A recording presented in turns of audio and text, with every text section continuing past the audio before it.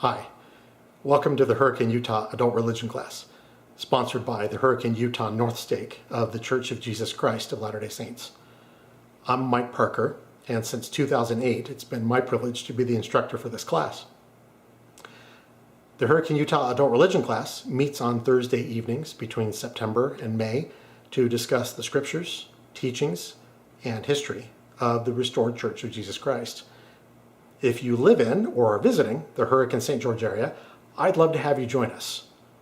Time and location are available on the class website. There's a link to that in the show notes just below this video. Also on the class website, you can download my notes, which includes footnotes documenting my sources, this PowerPoint presentation, and handouts that I distribute in class.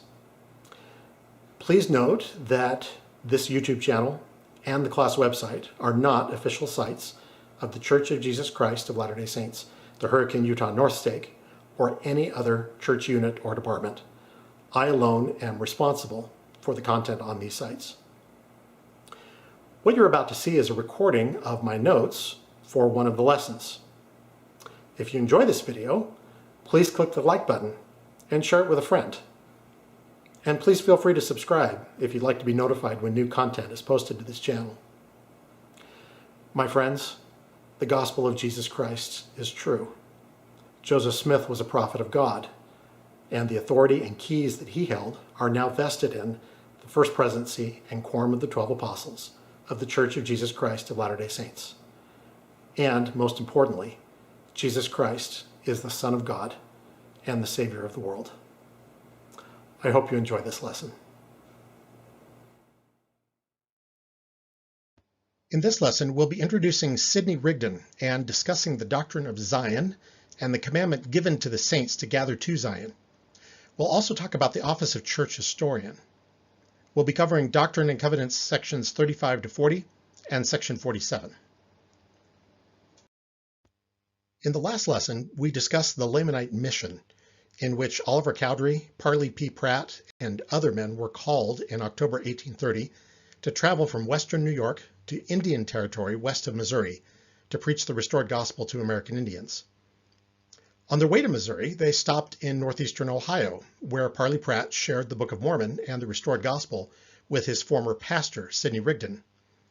Rigdon believed and was baptized by Oliver Cowdery in early November 1830.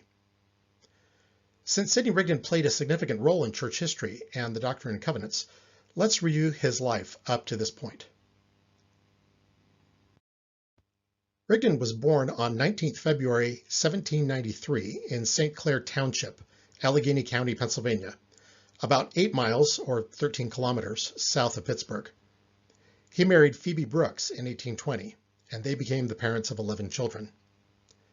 Sidney was a tanner, a farmer, and a minister. He was a powerful and persuasive orator. In 1821, he became a popular Baptist preacher in Pittsburgh. In 1821, Sidney associated himself with Alexander Campbell's Reformed Baptist movement, which later took the name Disciples of Christ, also called Campbellites by outsiders. Alexander Campbell was a Christian primitivist who rejected all existing churches and their creeds. He believed that the true Church of Christ no longer existed, and restoring apostolic Christianity would usher in the millennium. In 1826, Sidney Rigdon moved to Northeast Ohio to become pastor of a Baptist church that was more accepting of Campbell's views. By 1830, however, he found himself disagreeing with Campbell on a number of key issues. It was at this point that Parley Pratt and the other Mormon missionaries arrived in Ohio, and Pratt called on Rigdon, who was his former pastor. Rigdon read the Book of Mormon, believed it to be true, and was converted to the new faith preached by the missionaries. He and his wife were baptized in early November 1830. Rigdon proceeded to take the restored gospel to members of his Ohio congregations. By the end of 1830, there were 300 Mormons in Ohio, almost 3 times as many as in New York, where the church had been founded 7 months earlier. Sidney Rigdon would become one of the most prominent figures in the early years of the restored church. He served as a counselor to Joseph Smith in the First Presidency, acted as Joseph's scribe in the new translation of the Bible, participated in several important revelations, including Section 76, the vision of the 3 degrees of glory, and organized and taught the School of the Prophets in Kirtland. After he was baptized, Sidney Rigdon felt compelled to meet Joseph Smith. He took Edward Partridge with him and traveled to Fayette, New York, arriving in early December 1830. They stayed with the prophet for 2 months. Soon after they arrived, Joseph received 2 revelations, one directed to Sidney Rigdon and one to Edward Partridge. These revelations are now canonized as sections 35 and 36 of the Doctrine and Covenants. In the revelation to Sidney, the Lord compared him to John the Baptist, in that he had prepared the way before the Lord by baptizing, but did not give the gift of the Holy Ghost. Sidney was also told of a greater work prepared for him. He was commanded to act as Joseph's scribe in receiving the scriptures. This was a reference to Joseph's new translation of the Bible, something we'll discuss in a future lesson. Since we're discussing the first meeting between Sidney Rigdon and Joseph Smith, this is an appropriate time to review and debunk one of the oldest claims about how the Book of Mormon was produced.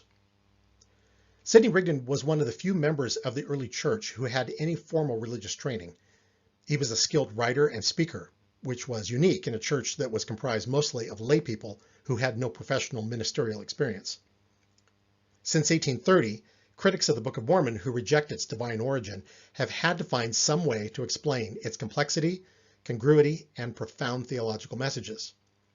Joseph Smith was, of course, too unskilled and uneducated to have written it himself. Because of Sidney Rigdon's extensive knowledge in religious subjects, some critics have claimed that he was the author of the Book of Mormon. The hypothesis goes like this.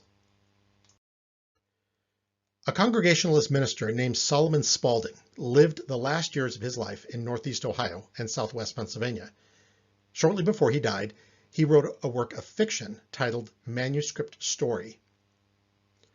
In 1833, Dr. Philastus Hurlbut, doctor was his first name, he wasn't a doctor, medical or otherwise, was excommunicated from the church for immorality. Full of bitterness against the restored church, he then traveled throughout 4 states collecting sworn statements from people who were hostile to Joseph Smith. These affidavits included sworn statements from Solomon Spaulding's family and acquaintances, asserting that the narrative of the Book of Mormon was identical to the one in Solomon Spaulding's manuscript, including, purportedly, the idea that American Indians are the descendants of Israelites who sailed from Jerusalem, that the founding Israelites were named Nephi and Lehi, that the descendants of these men separated into 2 nations called Nephites and Lamanites, and that wars between the 2 groups resulted in many deaths. The affidavits also claimed that nearly every sentence of Spaulding's work began with, "and it came to pass," or "now it came to pass," just like the Book of Mormon. Hurlbut gave the affidavits he had collected to newspaper publisher Eber D. Howe, who published them in 1834 in a book titled Mormonism Unveiled. This has the dubious distinction of being the first anti-Mormon book. Hurlbut also told Howe about the Spaulding manuscript. Eber Howe proclaimed the Book of Mormon's connection to Solomon Spaulding's manuscript right on the title page of Mormonism Unveiled. Howe tracked down Spaulding's widow and examined the manuscript, but it bore virtually no resemblance to the Book of Mormon. Instead, it told a story about a group of ancient Romans who, while sailing to Britain, were blown off course and landed in North America. This didn't deter Howe. He instead claimed in his book that there was a second Spaulding manuscript that had been lost, and that manuscript was the source of the Book of Mormon. He asserted that this purported missing manuscript had fallen into the hands of Sidney Rigdon, and Rigdon gave it to Joseph Smith, who used it to produce the Book of Mormon.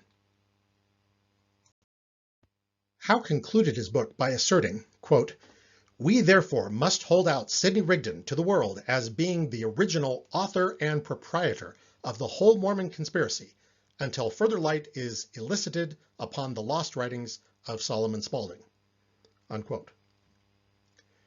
Eber Howe didn't bother to explain how Sidney Rigdon supposedly came to know Joseph Smith and passed the manuscript to him without anyone noticing. Filling in those inconvenient gaps in Howe's hypothesis was left to another man, Pomeroy Tucker. Tucker was born and raised in Palmyra, New York, and claimed to be, quote, well acquainted with Joe Smith, the first Mormon prophet, and with his father and all the Smith family, unquote. In his 1867 book, Origin, Rise, and Progress of Mormonism, he expanded on Howe's allegations of a conspiracy by claiming that there was a mysterious stranger who learned about Joseph Smith's treasure-seeking activities and began secretly visiting him in the summer of 1827. In Chapter 7 of his book, Tucker triumphantly revealed the mysterious stranger to be Sidney Rigdon, who was the literary genius behind the screen. There are two significant problems with the Spaulding-Rigdon hypothesis. The first is that there's no evidence whatsoever that Sidney Rigdon knew about Joseph Smith before Parley P. Pratt and his companions came to Kirtland, Ohio in late October 1830. Nor is there any evidence that Rigdon had met Joseph Smith prior to his trip to Fayette, New York in December 1830. Not a single eyewitness corroborated Pomeroy Tucker's claim that Rigdon had traveled numerous times from his home in Mentor, Ohio to Palmyra, New York, a distance of over 250 miles or 400 kilometers, to give portions of the Spaulding manuscript to Joseph Smith. All the evidence indicates that Pratt and the other missionaries introduced Mormonism and the Book of Mormon to Sidney Rigdon in the fall of 1830, 7 months after it was published. The other problem is that a second Spaulding manuscript that was the purported source of the Book of Mormon has never been demonstrated to exist. Howe invented this manuscript out of thin air when the one he obtained from Spaulding's widow turned out to have a completely unrelated story about ancient Roman soldiers. Despite these two significant impediments, Eber Howe and Pomeroy Tucker's Spaulding-Rigdon hypothesis was the standard non-Mormon explanation for the origins of the Book of Mormon, and it remained so for 50 years after Eber Howe published Mormonism Unveiled. In 1884, a copy of Spaulding's lost manuscript was discovered. It was published by the Church of Jesus Christ of Latter-day Saints in 1886, and it's been republished as recently as 1996 by Brigham Young University. It bears no similarity to the Book of Mormon whatsoever. None of the Book of Mormon's proper names appear in the manuscript. There are no uses of "it came to pass," and Spaulding's story about a group of seafaring Romans who were blown off course and landed in northeastern America is nothing like the Book of Mormon's account of Israelites from Jerusalem who were led by God to a promised land. Although the discovery of the manuscript all but demolished the Spaulding-Rigdon hypothesis of the origin of the Book of Mormon, this claim still has a few die-hard advocates who believe Eber Howe's assertion that there is an as yet undiscovered third Spaulding manuscript that is the real source of the Book of Mormon.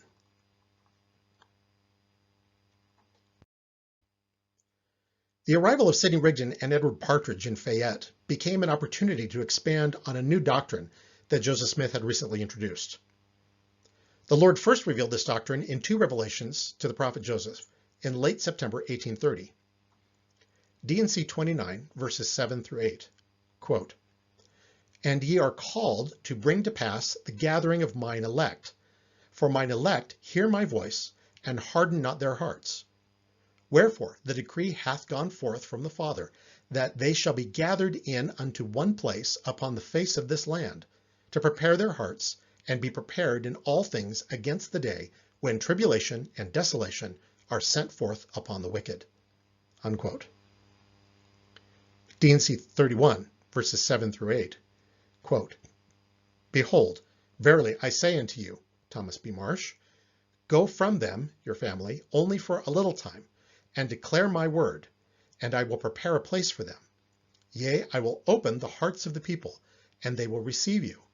And I will establish a church by your hand, and you shall strengthen them and prepare them against the time when they shall be gathered." Unquote. These two revelations contain the first indications that members of the new church would be gathered to a single place. With hundreds of new converts in Ohio and rising persecution against the branches of the church in New York, in late December 1830, the Lord called the saints in New York to gather with the saints in Ohio. D&C 37, verses 1 and 3, quote, Behold, I say unto you, that it is not expedient in me that ye should translate any more until ye shall go to the Ohio, and this because of the enemy, and for your sakes. And again, a commandment I give unto the church, that it is expedient in me that they should assemble together at the Ohio, against the time that my servant Oliver Cowdery shall return unto them." Unquote. The commandment in verse 1 to cease translating refers to Joseph and Sidney's work on the new translation of the Bible. The phrase "against the time" in verse 3 means in preparation for the time. The Lord commanded the saints to assemble together at the Ohio in preparation for the time that Oliver Cowdery would return from the Lamanite mission in Missouri. The Third Conference of the Church was held on Sunday, 2nd January 1831, at Peter Whitmer's home in Fayette. The saints who attended the conference had heard of Joseph's revelation commanding the church to gather in Ohio. Knowing that this would require them to sell their lands and many of their possessions, they sought more information from the Lord concerning this matter. The revelation now canonized as Section 38 was given at the conference in response to their requests. D&C 38, verses 31 through 33, quote, "And that ye might escape the power of the enemy, and be gathered unto me a righteous people, without spot and blameless. Wherefore for this cause I gave unto you the commandment that ye should go to the Ohio. And there I will give unto you my law, and there you shall be endowed with power from on high. And from thence whosoever I will shall go forth among all nations, and it shall be told them what they shall do. For I have a great work laid up in store, for Israel shall be saved, and I will lead them whithersoever I will, and no power shall stay my hand." Unquote.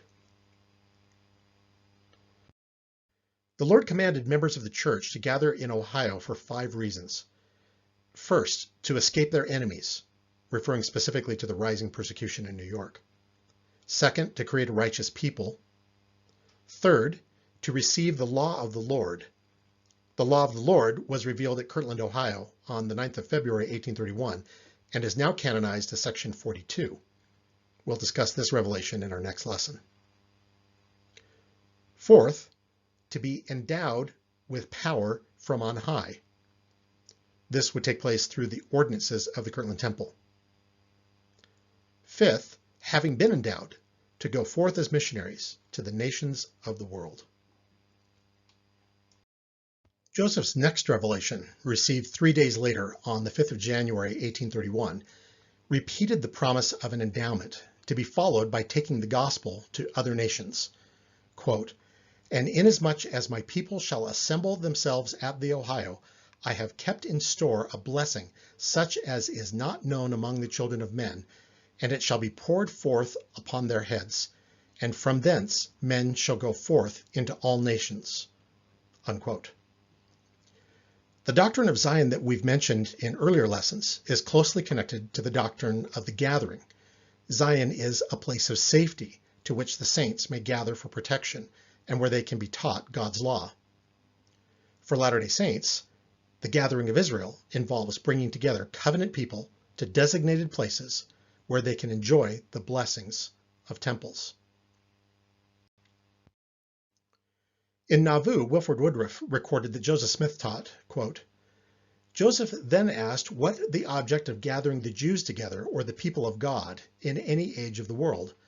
The main object was to build unto the Lord an house, whereby he could reveal unto his people the ordinances of his house and glories of his kingdom, and teach the people the ways of salvation.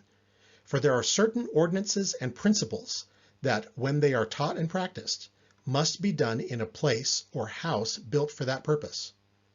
This was purposed in the mind of God before the world was, and it was for this purpose that God designed to gather together the Jews oft, but they would not. It is for the same purpose that God gathers together the people in the last days, to build unto the Lord an house, to prepare them for the ordinances and endowments, washings and anointings, etc." Unquote. The Kirtland area in northeastern Ohio was the first gathering place designated by the Lord in the latter days, but he declared that it would be a gathering place only for a little season. Jackson County, Missouri would be revealed as Zion, the land appointed and consecrated for the gathering of the saints. In the 19th century, the gathering place for the saints moved from Ohio to Missouri to Nauvoo and finally to Utah. Church leaders encouraged converts from Europe and other places in the world to come to America and join the community of God's covenant people. Today, members in all parts of the world are encouraged to gather in their own communities and build Zion in their own wards and stakes. To facilitate this, stakes are established and temples are built in many countries. President Spencer W. Kimball taught in 1975, quote, "The gathering of Israel is effected when the people of the faraway countries accept the gospel and remain in their native lands. The gathering of Israel for Mexicans is in Mexico, in Scandinavia for those of the northern countries. The gathering place for the Germans is in Germany, and the Polynesians in the islands, for the Brazilians in Brazil, for the Argentines in Argentina. We express our appreciation to the Lord for his goodness as we direct the activities of 3.5 million people, ever growing more populous and more independent and even more faithful." Unquote. Another important passage from the Revelation in section 38 commanded the members of the church to be one, and if ye are not one, ye are not mine. It's important that we read this oft-quoted passage in context. It's sometimes incorrectly understood in the sense that Latter-day Saints must hold to the same beliefs or opinions about doctrinal or secular matters, but that's not what it's about. D&C 38, verses 24 through 27, quote, "And let every man esteem his brother as himself, and practice virtue and holiness before me. And again I say unto you, let every man esteem his brother as himself. For what man among you having 12 sons, and is no respecter of them, and they serve him obediently, and he saith unto the one, Be thou clothed in robes, and sit thou here, and to the other, Be thou clothed in rags, and sit thou there, and looketh upon his sons, and saith, I am just? Behold, this I have given unto you as a parable, and it is even as I am. I say unto you, be one, and if ye are not one, ye are not mine." Unquote. Keep in mind that one of the major concerns the members of the church had at this time was that they would have to sell their lands and possessions in order to gather to Ohio. For further context, we have to go back to verses 16 through 20, which speak of divisions in the church between rich and poor, and the promise of a land of inheritance where everyone will benefit. From there, we go forward to verses 34 to 39, which told the saints in New York how to organize the move to Ohio while looking to the poor and the needy and administering to their relief. When the entire passage is read in context, it becomes clear that the unity the Lord is concerned about is economic equality. BYU professors Stephen E. Robinson and H. Dean Garrett explained, quote, "In order to prepare the saints for the celestial law of consecration about to be given them, the Lord commanded that they teach each other within the scope of their callings, that they learn to care about their fellow saints as much as they did themselves, and that they practice virtue and holiness. Note the repetition of the commandment to esteem their brother as themselves in verse 25, for this is the key. For example, if I truly love you as I love myself, then I cannot be happy if you are in want, and your well-being becomes a condition of my well-being. This is the attitude the saints had to develop if they were going to be able to live the Lord's celestial law when they got to Ohio and Missouri." Unquote. The revelation in section 38 was given to prepare the saints to receive the law of the Lord, which he promised to give them in Ohio. We'll discuss this law in our next lesson. The two revelations in sections 39 and 40 concern James Covel, a resident of Western New York who heard about the restored Church of Christ, came to Joseph Smith and covenanted that he would obey any command the Lord gave him through the prophet. Joseph Smith's 1839 manuscript history and the section heading in previous editions of the Doctrine and Covenants asserted that Covel had been a Baptist minister for 40 years. More recent research has shown that he was actually a Methodist minister. Through his prophet, Joseph, the Lord revealed to James Covel intimate details of his life. His heart was, at that time, right with God, but he had previously rejected Christ many times because of his pride. The revelation commanded Covel to be baptized, to serve as a missionary, and to help build up the restored Church of Christ. After receiving this revelation, Joseph explained, quote, James Covel rejected the word of the Lord and returned to his former principles and people, unquote. The next day, the Lord revealed to Joseph and Sidney Rigdon that Covel had been sincere when he came asking for a revelation, but that, quote, the fear of persecution and the cares of the world caused him to reject the word, unquote. These two revelations involve the doctrine of agency that we discussed last week. James Covel had covenanted to do what the Lord said, and Satan offered him a counterproposal. Covel decided which of the two offers he was going to follow, and he is accountable to God for his decision. Sections 39 and 40 were the final revelations received in New York before Joseph Smith moved west to Ohio. To conclude this lesson, let's fast forward 2 months and discuss the office of church historian. D&C 47, verses 1 through 3. Quote, Behold, it is expedient in me that my servant John should write and keep a regular history, and assist you, my servant Joseph, in transcribing all things which shall be given you, until he is called to further duties. Again, verily I say unto you, that he can also lift up his voice in meetings, whenever it shall be expedient. And again I say unto you, that it shall be appointed unto him to keep the church record and history continually. For Oliver Cowdery I have appointed to another office.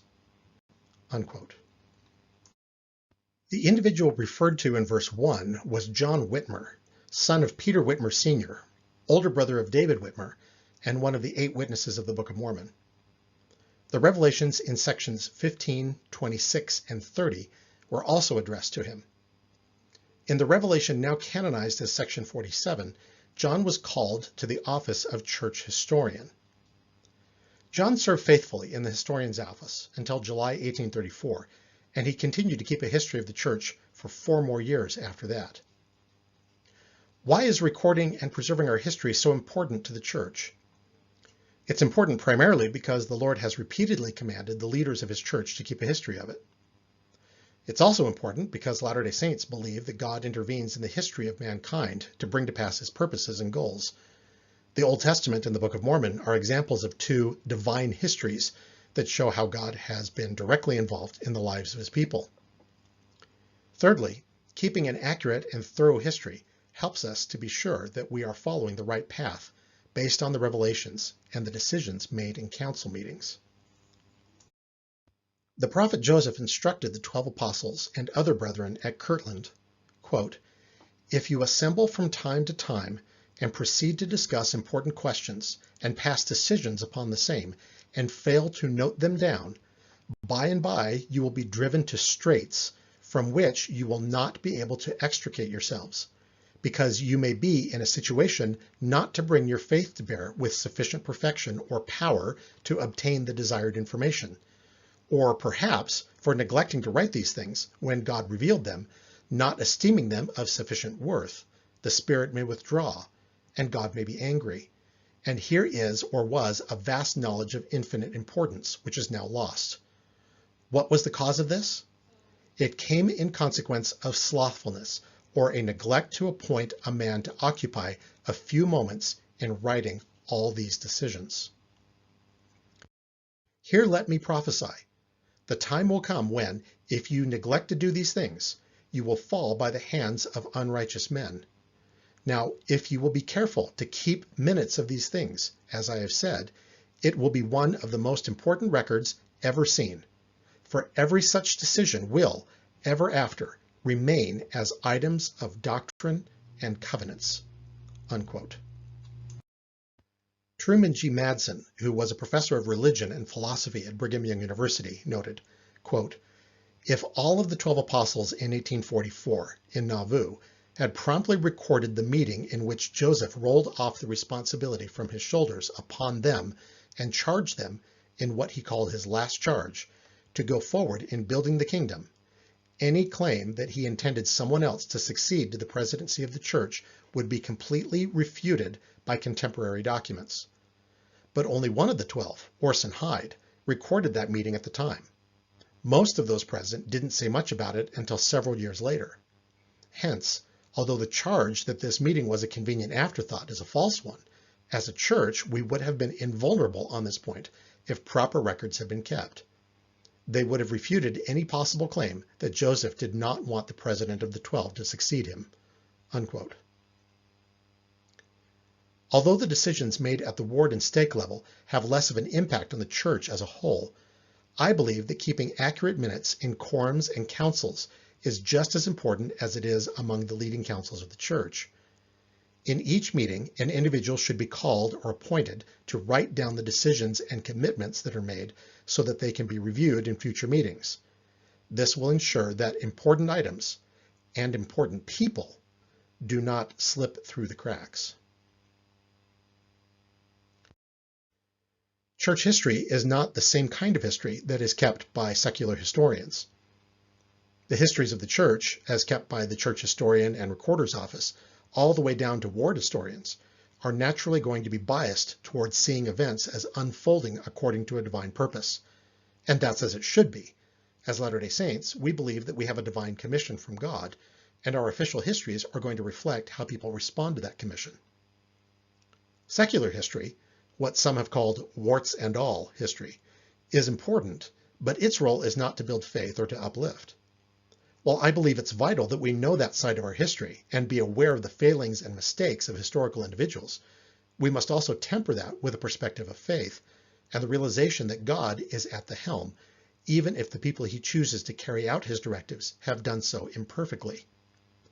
This holistic approach to Latter-day Saint history, one that is accurate and honest, and also recognizes the divine hand of God, best serves the spiritual and intellectual needs of members of the church and shows respect to our forebears who struggled to build the kingdom of God despite their imperfections. That concludes this lesson. If you enjoyed it, please click the thumbs up button and leave a comment below. Please subscribe if you'd like to be notified when new lessons are posted to this channel, and visit www.huarc.org to download these notes and this slideshow. In our next lesson, we'll discuss the office of bishop, the law of the Lord revealed in Kirtland, and the law of consecration. The reading is sections 41 and 42, 44, 48, 51, 70, 72, and 79. See you next week.